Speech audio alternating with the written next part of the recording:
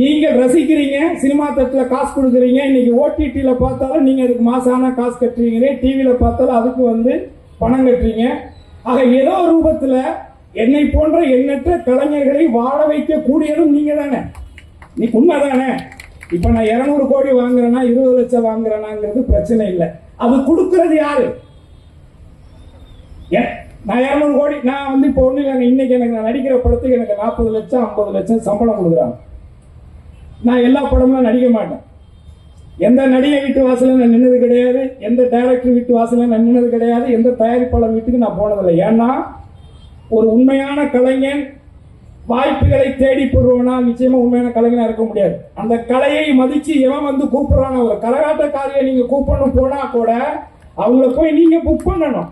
ஒரு கச்சேரிக்காரனை கூப்பிட போனா கூட நீங்க அவனை போய் புக் பண்ணணும். அப்பதான் அந்த கலைக்கு நீங்க மரியாதை கொடுத்து கூப்பிடுறீங்கன்னு அர்த்தம். அதான் உங்களுக்கு சேர்த்து தான். உங்க எல்லாரும் வெயிட் பண்றீங்கல்ல, நீங்க எல்லாம் வெயிட் பண்ணலன்னா இந்த விழாவுக்கு மரியாதை இருக்காது. எனக்கு இந்த எழுதி வச்சு படிக்கிறது பேசுறது இதெல்லாம் எனக்கு தெரியாது. என் மனசுக்கு என்ன படுதோ அதை நான் பேசுவேன். அதில் சில பேருக்கு பிடிக்கும், சில பேருக்கு பிடிக்காது. அதை பற்றி நமக்கு கவலை இல்லை.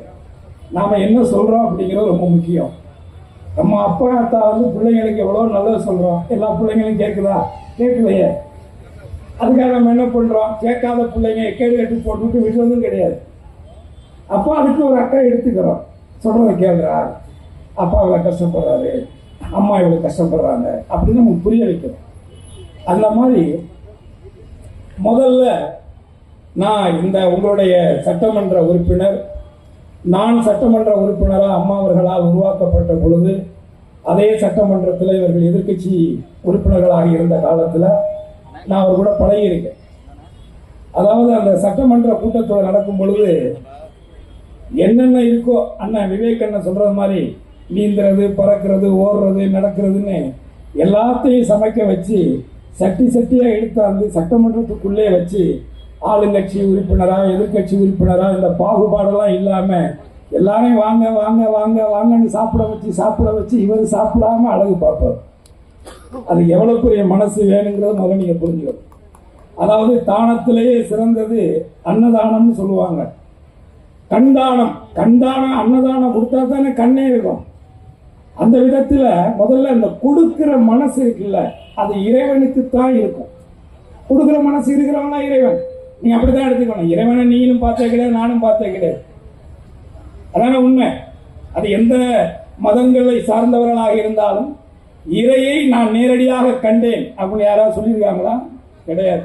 உசுறு இல்லை, உசுறு இருக்கு, ஆபரேஷன் நடந்துட்டு இருக்கு, எல்லாம் சரி பண்ணிடலாம், இன்னும் கொஞ்ச நேரத்தில் உயிரை காப்பாற்றிடலாம், இப்படியே பில்டப் பண்ணிட்டே இருக்கிறோம். எவனா உசுரை நம்ம பார்த்துருக்கிறோமா? அது எப்படி இருக்கும்? என்ன கலர்ல இருக்கு யாருக்காவது தெரியுமா? உசுறு இருந்தா கை கால அசையும், அசையலைன்னா முடிஞ்சிச்சு, சோழி முடிஞ்சிச்சு, அவ்வளவுதான். அந்த விதத்துல அவர் மனசால ரொம்ப நல்லவர். நான் இப்போ காலையில மதுரையில் இருந்தேன். என்னுடைய தென்னிந்திய நடிகர் சங்கத்தில் மதுரையில் இருக்கக்கூடிய தமிழ்நாடு நாடக நடிகர் சங்கத்தினுடைய ஆண்டு விழா. அந்த விழாவில் போய் கலந்துக்கிட்டு நேற்று நைட்டு கள்ளக்குறிச்சியில் ஷூட்டிங், விஜய் ஆண்டனி கூட ஷூட்டிங். நானும் நடிகர் தான், உங்களுக்கு தெரியும் தானே. ஏன்னா என்னைக்கு என்னமோ ஒருத்தர் தான் நடிகர் மாதிரியே ஒரு பில்டப் நடந்துகிட்டு இருக்கு தமிழ்நாட்டில். இல்லை, நானும் நடிகர் தான். நேற்று கூட ஷூட்டிங்கில் இருந்தேன். 9 மணிக்கு முடிச்சிட்டு நேரம் அவங்களே ஏன்னா அவங்க நலிந்த நாடக கலைஞர்கள், அவர்களுக்காகத்தான் நம்ம சென்னையில் ஒரு மிகப்பெரிய மன்றம் கட்டிக்கிட்டு இருக்கோம். ஒரு கிட்டத்தட்ட 1.25 லட்சம் ஸ்கொயர் ஃபீட்ல ஒரு மிகப்பெரிய ஒரு மண்டபம் கட்டுறோம்.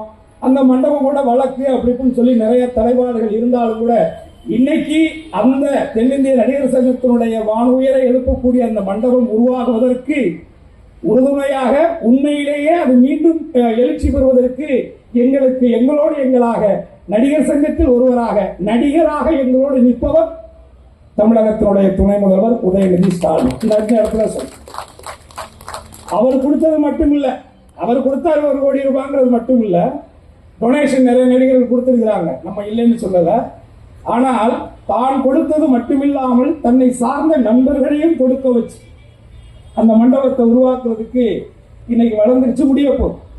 அந்த விதத்துல ஒரு மிகச்சிறந்த ஒரு மனிதர், எனது அண்ணன் உங்களுடைய சட்டமன்ற உறுப்பினர் சுதர்சனம் அவர்கள். இவரை போன்றவர்கள் தான் பொது வாழ்க்கைக்கு தேவை. அவர் பெரிய கோடீஸ்வரர், உங்களுக்கு தெரியல, அவர் பெரிய பண்ணையார்.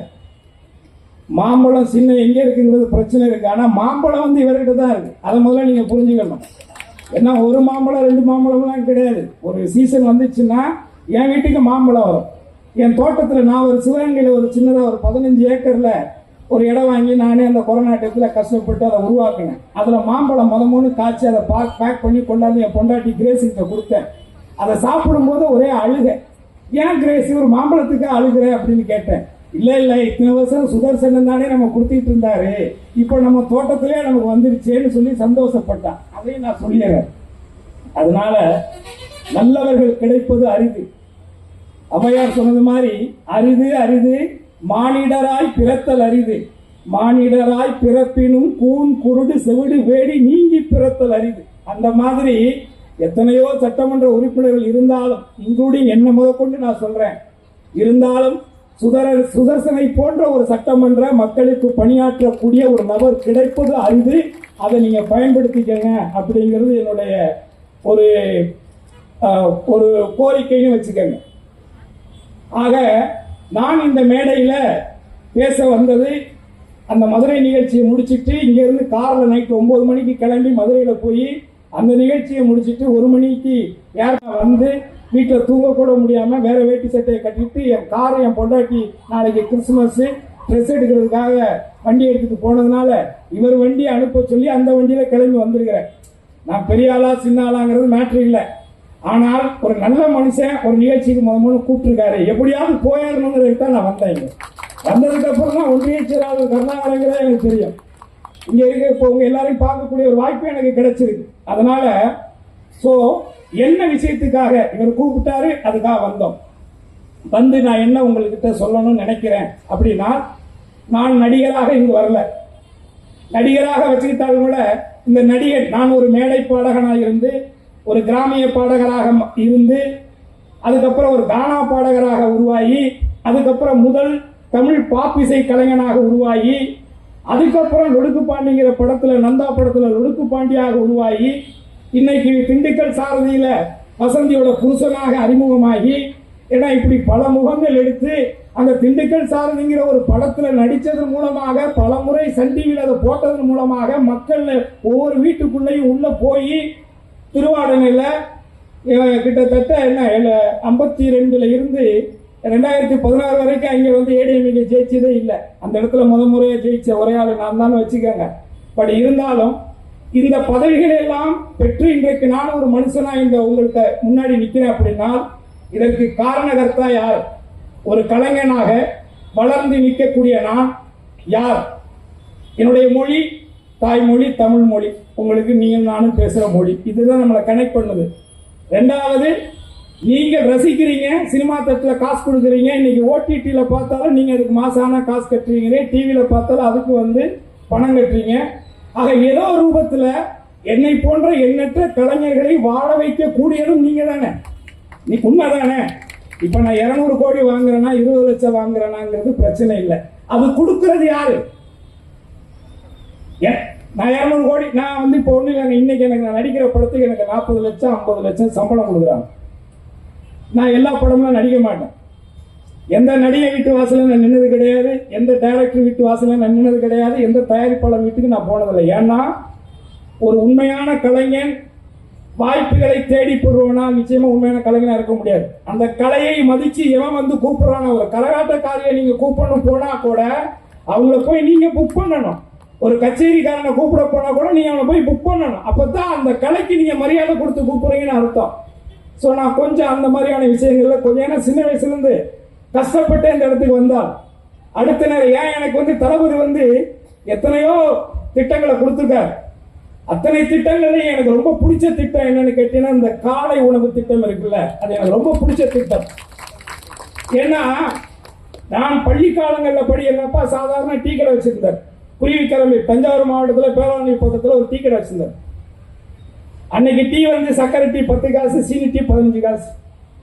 டிஃபன் எங்க அப்பா சகலகலா master. Tiffin tea, idli, bonda, parotta, பச்சி, அது இது, பிரியாணி, கோழி குழம்பு, மட்டி, இப்படி எல்லாமே செய்வார். ஆனால் ஒரு சின்ன கீத்து கொட்டாய் தான். அந்த இடத்துல எங்களை வளர்த்தார் அவர். அப்போ எங்களுக்கு 5ஆம் வகுப்பு நான் படிக்கிற வரைக்கும் பார்த்தீங்கன்னா பக்கத்தில் ஆரம்ப பள்ளியில் வந்து அந்த உப்புமா போடுவாங்க, கோதுமை உப்புமா. அதில் பார்த்தீங்கன்னா அந்த புழுவா செத்து செத்து கிடக்கும், அதில் அப்படிதான் இருக்கும். அந்த இது இருந்தாலும் அந்த அம்மா வந்து ஆயம்மா வாழைச்சி கிழச்சி அதால் முடிஞ்ச வரைக்கும் அதுக்கு கண்ணுக்கு தெரிஞ்ச வரைக்கும் புறைக்கு போட்டுட்டு சமைச்சு கொடுக்கும். அப்போ நான் அதெல்லாம் சர்வீஸ் பண்ணுவேன். அப்போ எங்கள் பள்ளி மாணவர்கள்லாம் லைனாக உட்காந்துருப்பாங்க, தட்டு கொடுத்துருவாங்க.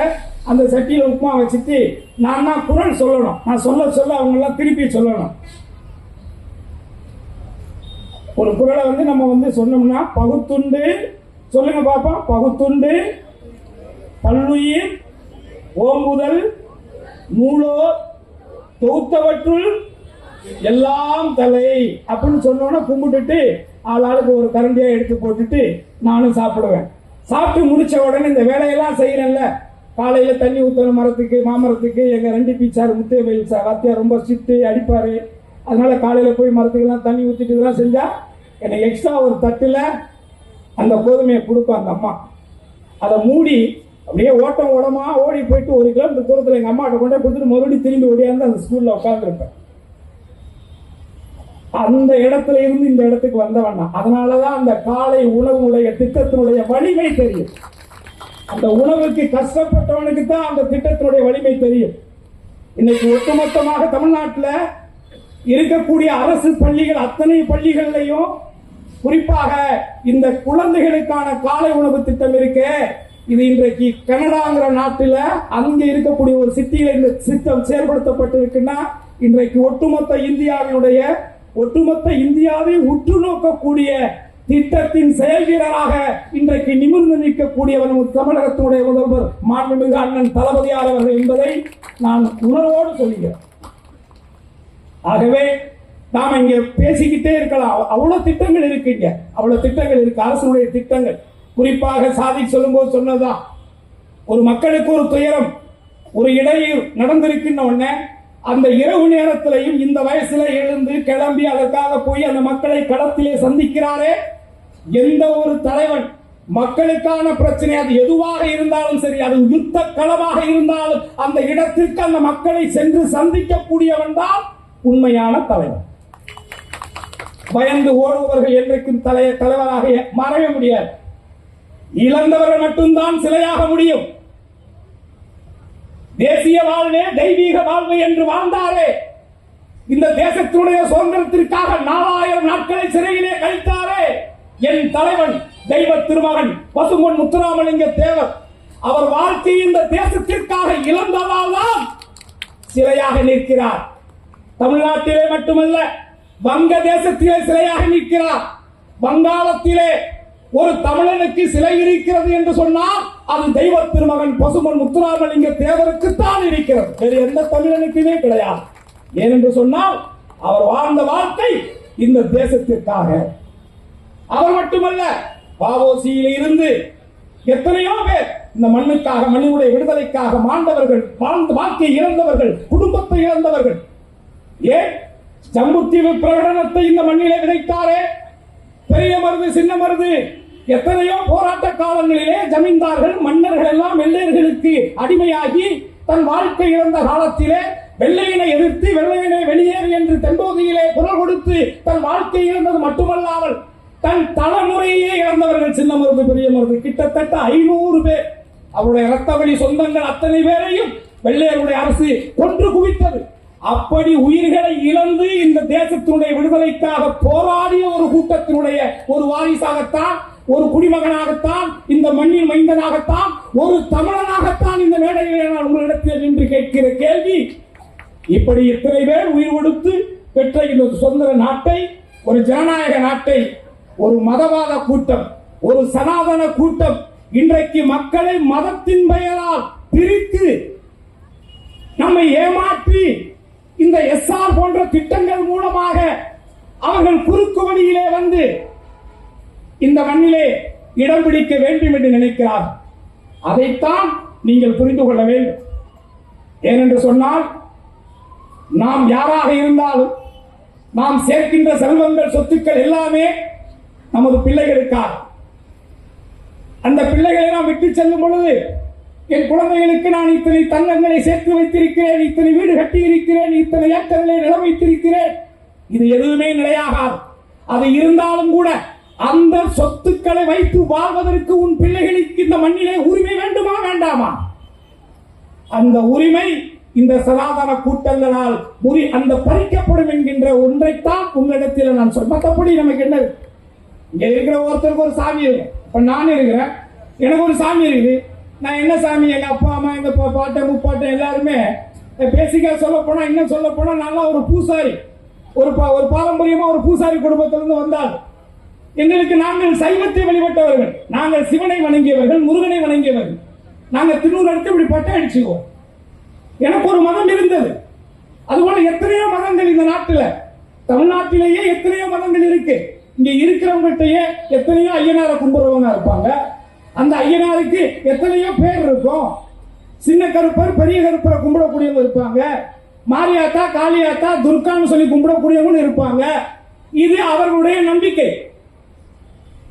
அந்த நம்பிக்கையின் பெயரால் இந்த சாமியெல்லாம் கும்பிட்டு துண்ணூறு வச்சா, குங்குமம் வச்சா, நீ நானும் ஒண்ணுன்னு சொல்றாங்களே. முதல்ல நீங்க ஒன்ன மட்டும் தெரியாம, இங்க இருக்கிறவங்க எல்லாம் பெண்களாக இருக்கின்ற காரணத்தினால், குறிப்பாக என்னுடைய தலைவர் தெய்வ திருமகனார் அவர் இந்த மண்ணில் பேசியது, சொல்லியது, அடிக்கடி சொல்வது ஒன்றுதான்.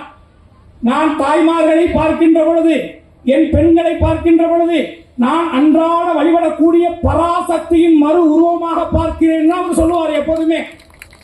அவர் மிகப்பெரிய ஆன்மீகவாதி. அவர் ஆன்மீகவாதி, மதவாதி அல்ல. தேவர் ஆன்மீகவாதி. அவர் எந்த ஒரு காலத்திலும் RSS அமைப்புகளிலோ, இந்த சங் பரிவார அமைப்புகளோடோ, இல்லை இந்த சனாதன கூட்டத்தோடு அவர் எந்த தொடர்பையும் வைத்தது கிடையாது. அதற்கான எந்த ஆதாரமும் கிடையாது. ஆக நீங்க ஒன்ன புரிஞ்சுக்கங்க, இந்து என்கின்ற ஒரு மதமே கிடையாது. நல்லா புரிஞ்சுக்கங்க, இந்துன்னு ஒரு மதமே கிடையாது. இந்து என்பது வெள்ளையர்கள் நம்மை ஆட்சி செய்த காலத்திலே இந்தியாவிலே பல மொழிகள், பல மதங்கள், பல இனங்களாக இந்த மக்கள் வாழ்ந்து கொண்டிருந்த காலத்திலே ஒவ்வொரு மதமாக பிரித்து நிர்வாகம் செய்வதற்காக இஸ்லாமியர்களை ஒரு மதமாகவும், கிறிஸ்டியானிட்டி ஒரு மதமாக, கிறிஸ்துவர்களை ஒரு மதமாகவும், அடுத்து பல மதங்கள் இருக்கக்கூடிய சீக்கியம், பாசி, புத்தம், வைணவம், இப்படி பல மதங்கள் இருந்த நிலையிலே நிர்வாகம் செய்வதற்காக வைத்த பொது பெயர் இந்து. அவ்வளவுதான், அது மதமே கிடையாது. ஆனால் இந்து என்பது வேறு. இப்ப நீங்க நான் சிவனை கும்பிடுறேன், நீங்க பெருமாளை கும்பிடுறீங்க, நீ நானும் இந்து வச்சுக்கலாம், தப்பு இல்லை. ஆனால் இந்து என்பது பொதுப்பட்டியலில் இருக்கும். எல்லா இத்தனை மதங்களை சேர்த்த ஒரு பொது பெயர் இந்து. இந்துத்துவா என்பது வேறு. இங்க என்ன பிரச்சனைனா, இந்துத்துவா என்பது என்னங்கிறதா இங்க பிரச்சனை. அத நீங்க காவி கலருக்கும் இந்த கலருக்கும் நிறைய வித்தியாசம். தயவு செஞ்சு நீங்க அதை தான் புரிஞ்சுக்கணும். பார்ப்பனர்கள், குறிப்பாக ஆரியர்கள், பார்ப்பனர்கள் மணி அடிக்கும் போதே அவர் சொல்ற மந்திரம் கடவுளுக்கும் புரியாது, உனக்கும் புரியாது, எனக்கும் புரியாது. என்ன நல்லா புரிஞ்சுக்கங்க, எந்த கடவுளுக்கும் அந்த மந்திரம் புரியாது. அது அவர்கள் வாழ்வதற்காக உருவாக்கி கொண்ட ஒரு மந்திரம், அவ்வளவுதான். நீங்க அப்படித்தான் பார்க்கணும். அதை பெரியார கூட தான் சீக்கிரமா செத்துன்னு எத்தனை யாகம் நடத்துறாங்க. அவரால் என்னால முடியாது, அவரால் தான் ரிட்டையர்மெண்ட் வாங்கிட்டு போனார். அதனால இங்க இது எல்லாம் நீங்க கேளுங்க, அதுக்குள்ள போனா நம்ம நிறைய பேசலாம், அது தேவையில்லை. ஆனா நீங்க ஒன்ன மட்டும் புரிஞ்சுக்கணும், இந்து மதம் என்கின்ற பெயராலே இந்த தமிழ்நாட்டிலே எத்தனையோ ஆயிரக்கணக்கான ஆண்டுகளாக மதங்களை பார்க்காமல் மனிதநேயத்தை மட்டுமே பார்த்து பழகிக்கொண்டு இணக்கமாக இருக்கக்கூடிய இந்த சமூக கூட்டத்தை இந்த RSS சங் பரிவார கூட்டங்கள் உள்ளே புகுந்து உன்னையும் என்னையும் எதிரியாக்கி அதற்குள்ளே மணியடிக்க பார்க்கிறார்கள் என்பதை மட்டும் நீங்கள் புரிந்து கொள்ள வேண்டும். ஆனால் ஒன்றை மட்டும் சொல்கிறேன், என்னை பொறுத்தவரை எனக்கு ஒரு சமுதாய அடையாளம் இருந்தாலும் கூட நான் தாய்மொழி தமிழ் தான். அதுல ஒண்ணு வேற ஒண்ணும் கிடையாது. என்ன முதல்ல நான் சொன்னதுதான், உங்களால் உருவாக்கப்பட்ட நடிகனாக இன்றைக்கு வளர்ந்து நிற்கக்கூடிய நான், உங்களுக்கு ஒரு பிரச்சனை என்று வருகின்ற பொழுது அதை வேடிக்கை பார்க்கக்கூடியவனாக நான் இருக்க மாட்டேங்கிறத அந்த இடத்துல சொல்றேன். அவ்வளவுதான். நாளைக்கு இங்க இருக்கக்கூடிய சோழாவரமா இருந்தாலும் சரி, முண்டியம்மன் நகரா இருந்தாலும் சரி, ரெட்டில்ஸா இருந்தாலும் சரி, இதை தாண்டி போற திருவள்ளூர் மாவட்டத்தில் எங்கிருந்தாலும் சரி, எந்த இனமாக இருந்தாலும் சரி, அது தமிழ்நாடாக இருந்தால் எந்த ஒரு பிரச்சனையாக இருந்தாலும் அந்த இடத்திலே நிச்சயமாக நான் வருவேன். எனக்கு முன்பாக தமிழகத்தினுடைய முதல்வர் மு.க. ஸ்டாலின் அண்ணன் அவர்கள் வருவார். இதுதான் நம்ம மைய கருத்து. மதவாத கூட்டத்தால் மனிதனுடைய சமூக நல்லிணக்கத்தை சீர்குலைக்க திட்டமிடுகின்ற இந்த சங் பரிவார கூட்டத்திற்கு எதிரான ஒரு வார் தான் வரக்கூடிய தேர்தல். இதை மட்டும் நீங்க புரிஞ்சுக்கணும். இது ரொம்ப ரொம்ப முக்கியம். இது ரொம்ப ரொம்ப ரொம்ப ரொம்ப முக்கியம். ஏன்னா நம்ம அவங்கள உள்ள விட்டுட்டீங்கன்னா நம்மளுடைய மொழி அழிஞ்சிடும். ஒரு மொழி அழிந்தாலே ஒரு இனம் அழிஞ்சிடும். இது ஏதோ ஒரு இனம் இல்லை. நீ எத்தனை வருஷ வரலாறை எடுத்து பார்த்தீங்கன்னாலும் கூட எல்லாம் புது புது கதையா சொல்லுவாங்க. இப்ப அண்ணன் சொன்னது மாதிரி, சட்டமன்ற உறுப்பினர் சொன்னது மாதிரி, இன்னைக்கு 100 நாள் வேலை திட்டம். நான் கிராமத்துல தான் வாழ்றேன். இப்போவும் சென்னையில ஷூட்டிங் தான் வர்றேன். மற்ற நேரம் எல்லாம் நான் சிவகங்கையில தான் இருக்கேன். எங்க ஊர் பக்கத்துல தாஞ்சூர்ல தான் இருக்கேன். அங்க இந்த 100 நாள் வேலையில நல்லா உங்களுக்கு தெரியும், வயசானவங்களை வீட்டுல வச்சிருக்கும் பொழுது அவங்கள ஒரு தொந்தரவா ஒரு இதோ ஒரு அவங்கள ஒரு என்ன சொல்றது, ஒரு இதாக ஒரு மரியாதை இருக்காது. உண்மை அது. சில குடும்பங்கள் அபூர்வமா இருந்தாலும் உண்டு. ஆனால் அந்த மாதிரி வயசானவங்களா இருக்கக்கூடியவர்களை வீட்டில் இல்லாமல் அவங்க சும்மா போய் ஒரு மரத்தடியில் உட்கார்ந்து இருந்தாலும் கூட அவங்களுக்கு ஒரு வேலை வாய்ப்பு திட்டத்தை கொடுத்து கிட்டத்தட்ட 10 வருடம் 15 16 வருடங்களாக இருந்த ஒரு செயல் திட்டம் ஆண்டுக்கு அன்றைக்கு காங்கிரஸ் ஆட்சியில் போடப்பட்ட பொழுது 40,000 கோடி ரூபாய் அதற்கான செலவு திட்டங்கள். அன்றைக்கு அதை செயல்படுத்த முடியாத பொருளாதார நிலைப்பாடு இருந்த பொழுதும் அதை துணிச்சலாக இன்றைக்கு செயல்படுத்தி இதுவரைக்கும் சரியாக போயிட்டு இருந்த ஒரு திட்டத்தை திடீரென்று 100 நாள் 125 நாள் சொன்னா 100 ரூபாய் சம்பளம் வாங்குறவனுக்கு 125 ரூபாய் நாளை இருந்தா நீங்க என்ன நினைப்பீங்க? சூப்பரா அப்படி நினைப்பீங்கல்ல? அப்படி நினைக்கிறது மாதிரி தான் இது ஏமாத்துறது. 125 நாள் சொல்லிட்டு இந்த திட்டத்தை எப்படி க்ளோஸ் பண்ணலாம்? அவங்களுடைய எண்ணங்களை புரிஞ்சுக்கங்க தயவு செஞ்சு. அது மகாத்மா காந்தியின் பெயரால் இருந்த ஊரக வளர்ச்சி திட்டம். அதானே? அந்த திட்டத்தை இப்ப ஹேராம் ஹரேராம்னு மாற்ற வேண்டிய அவசியம் இருக்கு. தமிழ்நாட்டுக்குள்ள எங்கெங்கெல்லாம் ராமர் கோயில் இருக்குன்னு வச்சுக்கோங்க. எத்தனை கோயில் இருக்குன்னு எனக்கு தெரியாது. அப்படி இருந்தா கூட சத்தியமா ஒரு தமிழ்நாட்டுக்காரன் கூட அந்த கோயிலை கட்டியிருக்க மாட்டான். பார்ப்பனர்கள் மட்டும்தான் கட்டியிருப்பான். அதுல ஒரு மாற்று கருத்தே கிடையாது. ஆக ஒரு மகாத்மா காந்திங்கிறவர் இந்த தேசத்திற்காக உழைக்கலையா? கஷ்டப்படலையா? எத்தனை போராட்டங்களை கையெழுத்தாரு? ஒரு மிகப்பெரிய ஒரு நாட்டு ஒரு ஜனநாயக நாடை உருவாக்குறதுக்காக அவர் எவ்வளவு கஷ்டப்பட்டாரு? அவர் மணியடிக்கிறவர் தான். ஆனால் இங்க பிரச்சனை அது கிடையாது.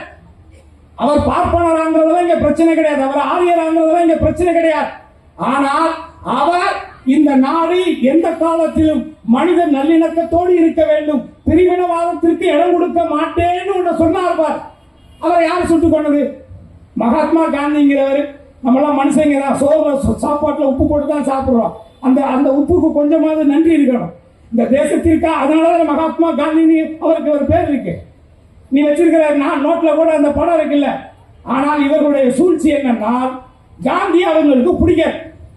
ஏன்னா காந்தி, தேவர், பாபு சிதம்பரம் பிள்ளை இது போன்ற எண்ணற்ற பேர்கள் எல்லாம் இந்த மண்ணுக்காக விடுதலைக்காக கஷ்டப்பட்டு உழைச்சி செத்து சுண்ணாமானவங்க. ஆனா இந்த தேசத்திற்காக ஒரு சுண்டு வரல இருக்கிற நினைத்து கூட கிள்ளி போடாத ஒரு கூட்டம் தான் இந்த RSS கூட்டமும் இந்த சனாதனத்தை தூக்கி பிடிக்கக்கூடிய இந்த ஆரிய கூட்டம். எந்த ஒன்று இந்த மண்ணுக்காக இணையமே இழக்காமல் இன்னைக்கு ஒட்டுமொத்த மக்களை உட்கார வச்சு மணி அடிக்கணும்னு ஆசைப்படுறாங்களே, அதை மட்டும் நீங்க புரிஞ்சுக்கங்க. இன்னைக்கு நான் வெளிப்படையாகவே சொல்றேன், ஒட்டுமொத்த தமிழ்நாடுல ஒட்டுமொத்த இந்தியாவே இன்றைக்கு உற்று நோக்கக்கூடிய ஒரே மாநிலத்தினுடைய தலைவர் அண்ணன் மு.க. ஸ்டாலின் தான். அதுக்கு காரணம் என்னன்னு சொன்னால், அதற்கான காரணம் என்னன்னா சித்தாந்த அரசியல், கோட்பாடு, கொள்கை. அவர் அன்றைய காலத்திலிருந்து பேரறிஞர் அண்ணா அவர்கள் உருவாக்கிய திராவிட முன்னேற்ற கழகத்தில் இருந்து இன்றைக்கு இருக்கக்கூடிய துணை முதல்வராக இருக்கக்கூடிய அருமை சகோதரர் உதயநிதி ஸ்டாலின் வரைக்கும் வா போட்டு பாப்போம்னு கூப்பிடுறாங்கல்ல. ஒருத்தருக்கான சொல்லுங்க நீங்க ஒட்டுமொத்த இந்தியாவில் ஒரு முதலமைச்சர் வாடா போட்டு பார்த்தல வான்னு கூப்பிடுறாருல. ஏன்னா நம்மளுடைய இதுதான் நம்மளுடைய சித்தாந்தம், இதுதான் நம்மளுடைய மண், இதுதான் நமக்கு கொள்கை. அந்த அடிப்படையில் தான் அவர் சொல்றார். ஆக இந்த மாதிரியான சூழல் வரக்கூடிய சூழல்ல நீங்க நல்லா புரிஞ்சுக்கங்க. சகோதரர் சாதி கூட சொன்னார் எடப்பாடி, அது டெட் பாடி, அது முடிஞ்சு போச்சு. இனிமே அதை பத்தி நம்ம பேச வேண்டிய அவசியம் இல்லை. ஏன்னா அந்த கட்சி என்ன உருவாக்குனது எடப்பாடி எல்லாம் கிடையாது. எடப்பாடியோ டிடிவி எல்லாம் கிடையாது. என்னை உருவாக்குனது புரட்சி தலைவி அம்மா. அவங்க தான் என்ன சீட்டு கொடுத்தாங்க. நான் நின்று ஜெயிச்சேன். ஓகே, அந்த அம்மா செத்துட்டாங்க, என் வாழ்க்கையும் போச்சுட்டு அதோட வந்துட்டேன். ஏன்னா அதுக்கப்புறம் இவங்க ஏதாவது செய்வாங்கன்னு பார்த்தேன், எதுவும் செய்வாங்கன்னா எனக்கு செய்வாங்களான்னு நினைச்சிடாதீங்க. நான் எச்ச சோறுலாம் சாப்பிடவே மாட்டேன், கஞ்சி சோறா இருந்தாலும் உழைச்சிதான் சாப்பிடணும்னு நினைப்பேன். அது என்னுடைய கேரக்டர். ஆனால் நான் எதிர்பார்த்தது, அண்ணா திராவிட முன்னேற்ற கழகம் எந்த காலத்திலும் ஒரு முறை நான் தவறுதலாக பிஜேபியோடு கூட்டணி வைத்து விட்டேன், என் வாழ்நாளில் இனிமேல் அது நடக்காதுன்னு சொன்னாங்க அம்மா. ஆனா எடப்பாடி என்ன பண்ணார்? ஒட்டுமொத்தமாக அந்த 4 ஆண்டு கால ஆட்சியை வளர்த்துக் கொள்வதற்காக, தன்னுடைய வாரிசுகளுக்கான செல்வங்களை சொத்துக்களை ஆட்டைய போடுவதற்காக, தமிழகத்தை சுரண்டுவதற்காக, சுரண்டிய பணங்களிலே தன்னை சார்ந்த தன்னுடைய சமூகத்தாரை வளர்த்து விடுவதற்காக, அவர் சார்ந்த அந்த பகுதியிலே நலத்திட்டங்கள் என்கின்ற பெயரிலே, மேம்பாட்டு திட்டம் என்கிற பெயரிலே ஒவ்வொரு திட்டத்திலும் கோடி கணக்கிலே லஞ்சம் பெறுவதற்காக, தான் செய்த ஊழலை மறைப்பதற்காக ஒட்டுமொத்த தமிழகத்தினுடைய உரிமையை அடகு வைத்தவர்களானே அந்த எடப்பாடி. அதனாலதான் நான் சொல்றேன், மிகப்பெரிய கட்சி தான், நான் இல்லைன்னு சொல்லல. திராவிட சித்தாந்தம் இந்த தமிழ்நாட்டில் திராவிட கட்சி ஒரு கட்சி அழியுதுன்னா அது தமிழ்நாட்டுக்கு நல்லது இல்லை, அது தளபதிக்கு தெரியும். ஆனால் இவர் யாருங்கிறத பிரச்சனை. இவர் அதற்கு தகுதியற்றவர், அதை பற்றி பேசி நம்ம நேரத்தை வீணடிக்க தேவையில்லை. ஆனால் இதற்குள்ளே இந்த பலகீனமான நேரத்துக்குள்ளே தனித்தனியாக பிரிச்சு 4 மாடு ஒன்னா போனா ஒரு புலியோ சிங்கமோ வேட்டையாடாது, தனித்தனியா போனா வேட்டையாடும் சின்ன வயசுல ஒரு கதை சொல்லுவாங்களே, அந்த மாதிரி இந்த தமிழ்நாட்டுக்குள்ளே இந்த ஒரு கொள்கை ரீதியாக, சமூக ரீதியாக, மத நல்லிணக்கத்தோடு வாழக்கூடிய இந்த மக்களிடத்திலே உள்ளே புகுந்து ஓட்டுக்களை திருடுவது, எஸ்ஆர் போன்ற திட்டங்களை யோசிப்பது, இதன் மூலமாக உள்ளே புகுவதற்கு பிரித்தாளும் சூழ்ச்சியை இந்த பாசிச பாஜக செய்து கொண்டிருக்கிறது என்பதை நீங்கள் உணர வேண்டும். தயவு செஞ்சு அதை மட்டும் புரிஞ்சுங்க. நமக்கு மோடி நம்ம சொந்தக்காரெல்லாம் கிடையாது, அவர் எந்த ஊருக்காரரும் நமக்கு தெரியாது, அவர் பேச நமக்கும் புரியாது, நம்ம பேசுறது அந்த அளவுக்கு புரியாது. அதனால இங்க பிரச்சனை எதுவுமே கிடையாது. எனக்கு நீங்க முக்கியம் நான் நினைக்கிறேன்.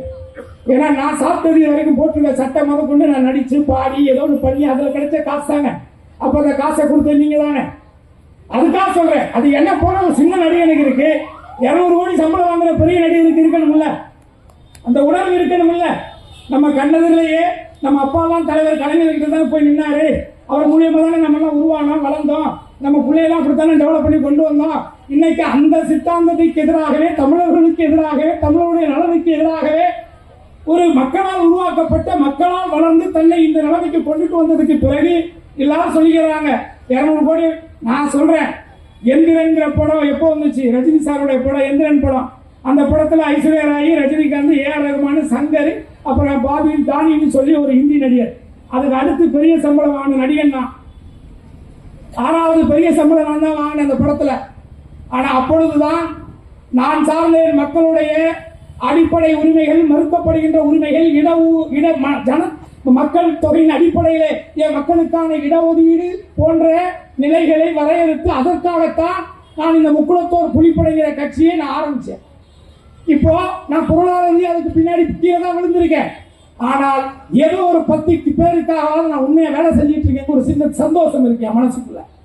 அப்ப அந்த அடிப்படையில 200 கோடி ரூபாயை விட்டுட்டு ஒரு நடிகர் வர்றாரு, அவர் நினைச்சா ஆல்ரெடி தான் உங்ககிட்ட 2000 கோடி இருக்கேப்பா. 200 கோடி இருந்தா என்ன, இல்லாட்டி என்ன? இந்த இருக்கு என் போனு, இதுல ஒரே ஒரு அக்கௌண்ட் நம்பர் தான் HDFC பேங்க்ல இருக்கு. நம்பர் எடுத்து ஓபன் பண்ணிப்பார். அதிகபட்சம் ஒரு 50,000 ரூபாய் இருந்தா பெரிய விஷயம். 50,000 ரூபாய் சேவிங் வச்சுக்க தெரியல, 200 கோடி ரூபாய் வாங்குற வரையாண்டா எதுக்குறேன்னு எத்தனை பேர் கேட்டுருப்பாங்க. காசு இல்லை இருக்கு, நாளைக்கு போயிடும், அது இங்க பிரச்சனை இல்லை. பணம் 200 கோடி இழந்து நான் மக்களுக்கு சர்வீஸ் பண்றதுக்காக நான் இழந்துட்டு வரேன். இல்லை, இன்றைக்கு இவரே ஒரு சங்கீதம். நீங்க நல்லா புரிஞ்சுக்கங்க, இது பெரிய விளையாட்டு, இது ஒரு பெரிய கேம். இந்த தமிழ்நாட்டுக்குள்ள தமிழர்களை பிரித்தாண்டு பாஜக ஏதாவது ரூபத்துல தமிழகத்துல தன்னுடைய காலை பதிக்கணும்னு நினைக்குது.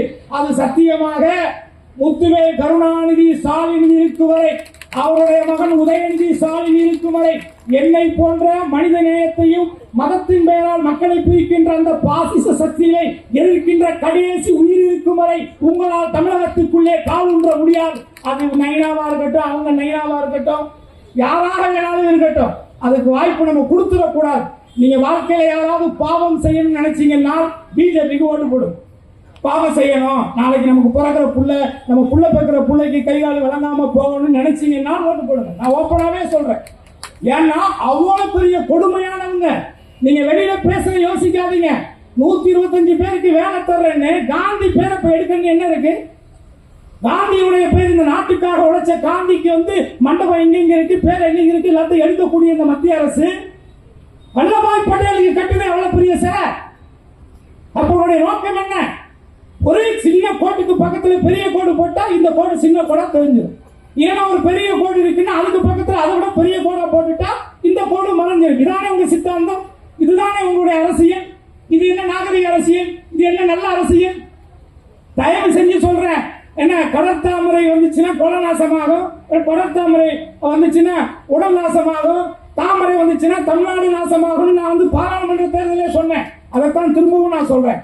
ஆகவே இங்க தேவை நமக்கு மக்களுக்காக வேலை செய்யக்கூடிய, மக்களுடைய நலன்களுக்காக யோசிக்கக்கூடிய, மக்களுடைய சந்ததிகளுக்கான திட்டங்களை யோசிக்கக்கூடிய ஒரு அமைச்சர், ஒரு முதலமைச்சர் வேணும். அந்த முதலமைச்சர் இந்தியாவிலே சிறந்த முதலமைச்சராக தன்னுடைய மக்களுக்கான செயல் திட்டங்களை திறந்தோறும் புதிதாக மகளிர் உதவித்தொகையிலிருந்து எண்ணற்ற திட்டங்களை கொடுத்துக் கொண்டே இருக்கக்கூடிய அருமை அண்ணன் தமிழகத்துடைய முதல்வர் மு.க. ஸ்டாலின் அவர்கள் தான் மீண்டும் முதலமைச்சராக வர வேண்டும் என்பது என்னுடைய விருப்பம் மட்டுமல்ல, ஒட்டுமொத்த தமிழருடைய விருப்பம், தமிழ்நாட்டினுடைய விருப்பம்.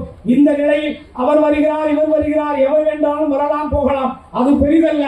அவர் எந்த சித்தாந்தத்தோடு வருகிறார், எந்த உள்நோக்கத்தோடு வருகிறார்? 200 கோடியை இழந்து நான் வருகிறேன் என்றால் நான் சொல்கிறேன், 2 லட்சம் கோடி சம்பாதிப்பதற்காக வருகிறார்.